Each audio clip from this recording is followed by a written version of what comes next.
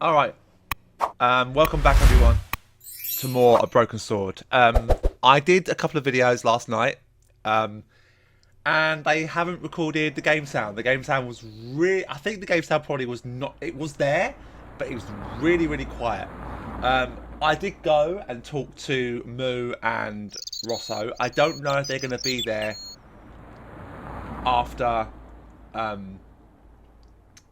come back from Ireland. I'm going to have to chance it at this point. So we're going to go straight to Ireland. We're not going to mess about talking to Rosso. We're going to go straight to Ireland and get it done. Hopefully we can get all the conversations we need to get done first. I'm going to change it up a little bit. I'm going to do things a little bit differently. But hopefully when I finish Ireland, we can come back and we can actually talk to Rosso and Moo. I don't think Moo disappears. Actually, no, you can talk to Rosso, I believe. If I remember rightly, you can. So, if we can't, I will add something at the end of the LP of doing some kind of additional dialogue. I've seen it on someone else. I think Rocket Baby Dolls, I think his name, the YouTube channel is. He did like additional dialogue, like additional things you can do. One thing he did do was actually show off exactly what you can do with Nico and how much you can annoy her. I never actually realised that. It was actually quite it was quite what's the word? Unusual is the right word. Anyway, let's go, shall we?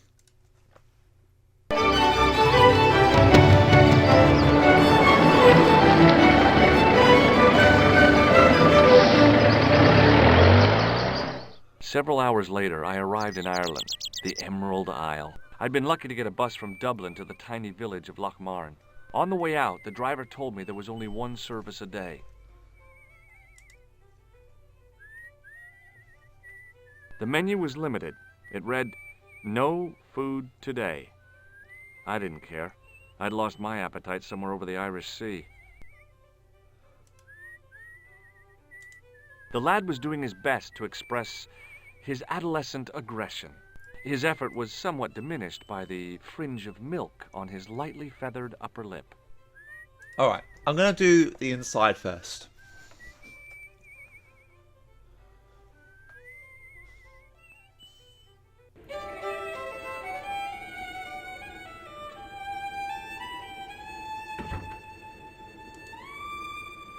The guy with the fiddle seemed oblivious to everything except his playing.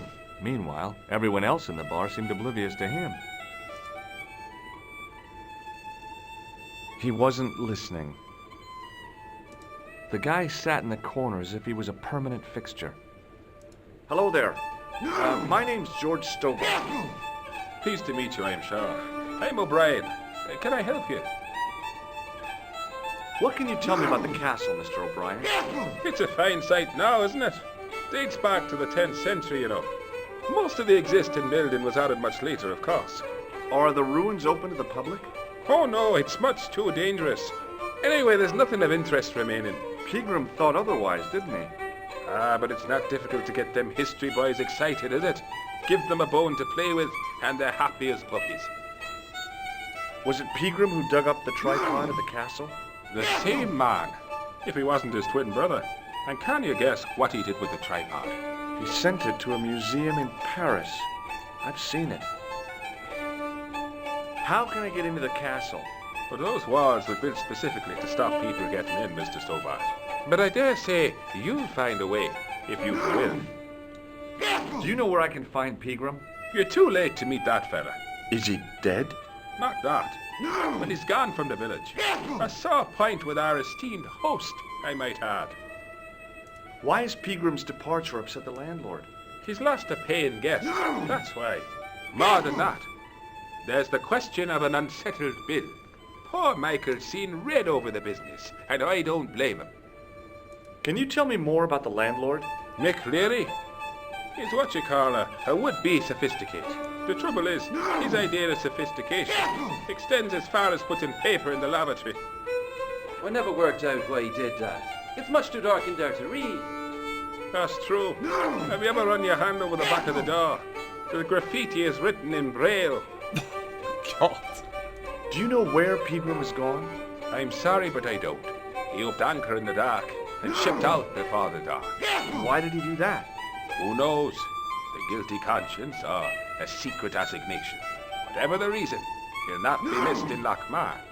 Maybe now the fuss about the gem has died down, we can get back to normal.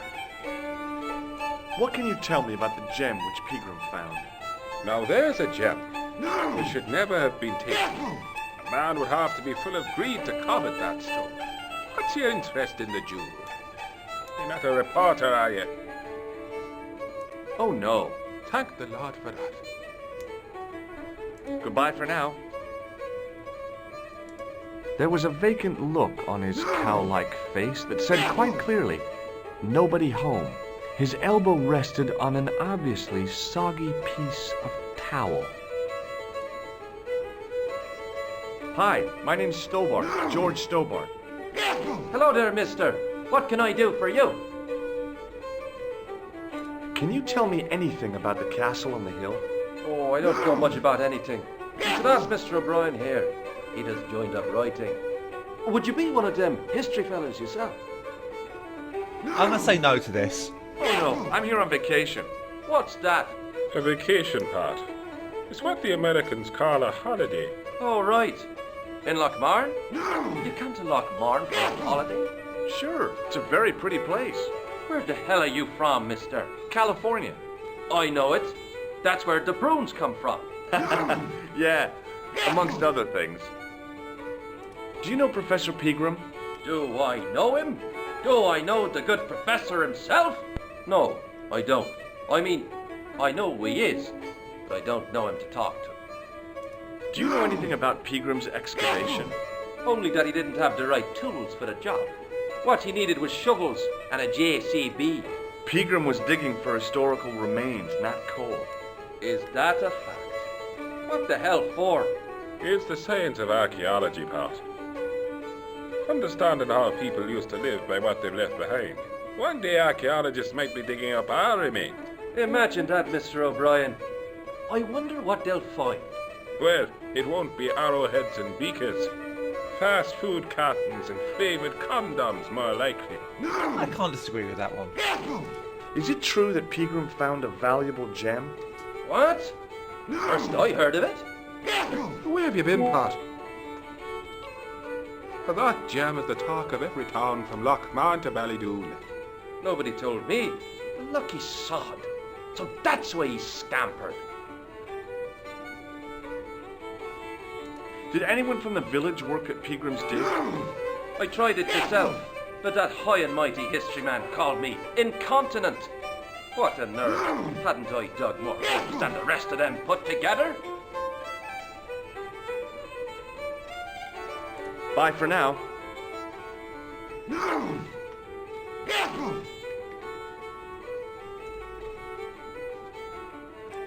The white whiskers on the bartender's flushed face were like garlands on a Christmas tree. The resemblance ended there. I never The know top what of his he's head doing was when too he's slick kind of and like... shiny Looks to like act as a is he perch cleaning for a glasses or Christmas something? angel. Oh yeah, he must be. I thought he was always done something suspicious. It was an electric pump operated by pushing a small lever. I was about to reach for the pump when I came to my senses. A rash move like that in a strange country with strange customs could be my last. Top of the morning to you. I beg your pardon. Well, that's what you Irish say, isn't it? Do you want something? Or are you just flaunting your xenophobia? Well, I was trying to be sociable. Is it a room you're after? That's not a bad idea. Do you have a vacancy? I could, if you don't mind waiting until the last guest checks out. No problem. When will that be? When the undertaker comes to collect him. Alright, I'm going to say yeah. I was going to say no, but I'm going to say yes to this one because I think it gives a more interesting response. Do you know a man called Pegram? Indeed I do. Are you a friend of his, by any chance? In a manner of speaking, I am. Right, me boyo, 160 quid he owes me, pay up. That's Pegram's business, not mine. Ah, but he's done a bunk, hasn't he? Scampered. I know. That's why I'm here, to look for him. And what about the money he owes me? When I find him, I'll remind him about it. Did Pegram stay here? Yes, he did. 6 nights plus breakfast. He couldn't have had breakfast this morning. Not unless he had it afore he went to bed. What the hell are you talking about, Doyle? The history fella. I seen him this morning. Crack of dawn. I had to get up at 4 o'clock to see to the missus. I didn't know your wife was sick, Pat. She's not. Anyhow, I went out to empty the bucket. And what do you think I saw? For the love of God, Doyle, get to the point. It was the history man heading out to the village on a bicycle. I knew it. Hand over me money, or I'll throw you out. Can I see Pegram's room? It's been taken by one of the brothers from the reformatory. They come every year for spiritual refreshment. That's a good one. Their idea of refreshment is a good full of stout. I wouldn't want to disturb a man of God, especially not a big fella from the bad boys' home. I don't blame you, Mick. That brother's got muscles like a muscle man. Have you served any, clowns recently? Don't change the subject. Are you going to pay me Pegram's rent or not? No way. Listen, I'm not really his friend. I've never even met the guy. But I need to find Pegram urgently. I think his life is in danger. Damn right it is. Excuse me for butting in, Michael, but I think the young fella's telling the truth. I'm sorry I bit your head off, sir. That's okay, I understand. I guess. Have you served any, clowns recently? No, you're the first today. Seriously, I'm looking for a man dressed in a clown costume. Would he be having a little white dog with a black patch over the eye? I shouldn't think so. What can you tell me about the castle? You're the second person to ask me that today.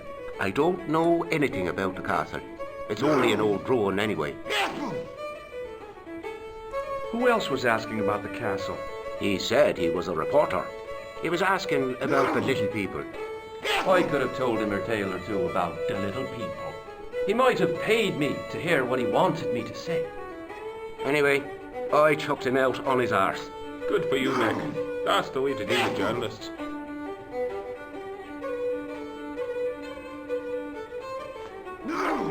I'll try a glass of beer, please. Is this your first pint of real ale?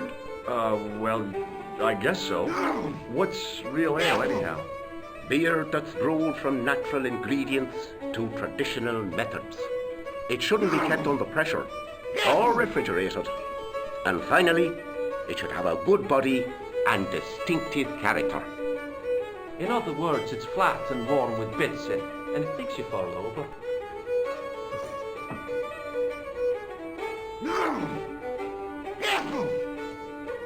Thanks. The glass contained a dark liquid like molasses, with a creamy white froth on the top.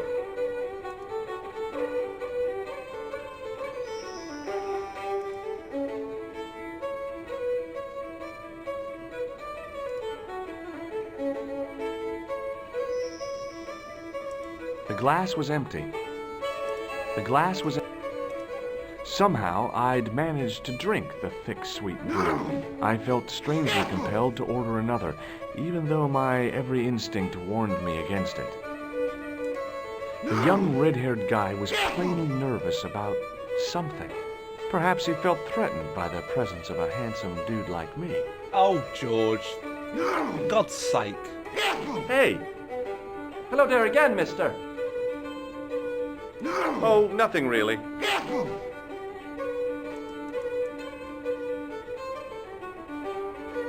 As the man raised his arm to drink, I snatched the towel away.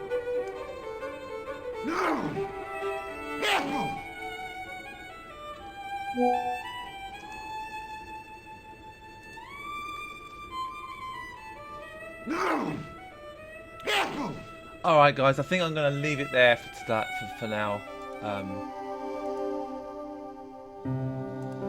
We've done a decent amount, and I think we can get the whole bit where we got to, where I did get to in my last attempt at this, in the next video, which is going to be about 20 minutes. It shouldn't take me that long. I've already spoken to Doyle. I've just got to talk to Maguire outside.